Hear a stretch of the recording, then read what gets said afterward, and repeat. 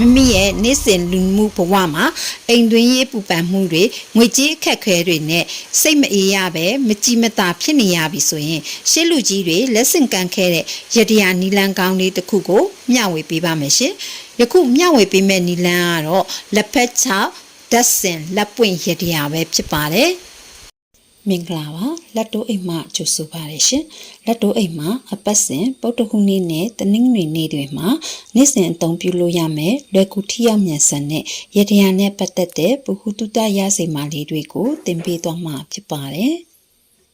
ပထမဆုံးလက်ဖက်ချောက်တစ်စုံကိုအိတ်သေးသေးလေးတစ်လုံးထည့်ပါမိမိတို့အိမ်အတွင်းမှာအပူပင်တွေများနေရင်ဖြစ်စေ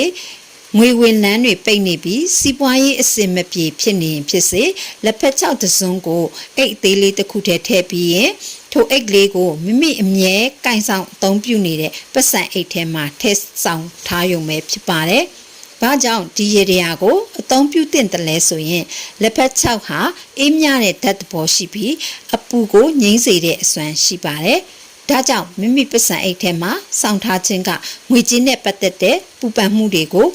အေးချမ်းသွားစေနိုင်တဲ့သဘောကိုဆောင်ပါတယ်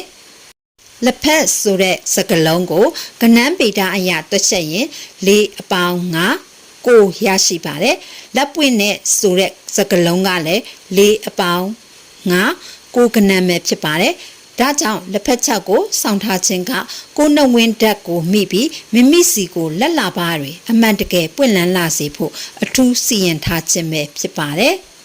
အပူတွေငြိမ်းအေးပြီးအိတ်ထဲမှာငွေအမြဲဝင်စေဖို့ဒီရတရားကိုယုံကြည်မှုနဲ့လှုပ်ဆောင်ပါကအိမ်တွင်းရေးမှာအငင်းပွားမှုတွေလျော့နေလာခြင်းငွေကြေးစစ်စစ်မှုကောင်းမွန်လာခြင်းနဲ့မထင်မှတ်ထားတဲ့နေရာကလက်လာပါများဝင်ရောက်လာခြင်းစတဲ့ထူးခြားမှုများကိုလက်တွေ့ခန်းစားရရှိနိုင်မှာဖြစ်ပါတယ်။စီးပွားလက်လာပါများဒီရေအလားပွင့်လန်းကြပါစေရှင်။နောက်ပတ်တွေမှာလည်းလွယ်ကူထိရောက်မြန်ဆန်တဲ့ရတရားနဲ့ပတ်သက်တဲ့ဗဟုသုတရစေမာလေးတွေကိုသင်ပေးသွားမှာဖြစ်လို့လက်တိုးအိမ်ကိုစောင့်မျှော်ကြည့်ရှုအားပေးကြပါအောင်နော်။ဆုံးထိကြည့်ရှုပေးတဲ့အတွက်ကျေးဇူးတင်ပါတယ်ရှင်။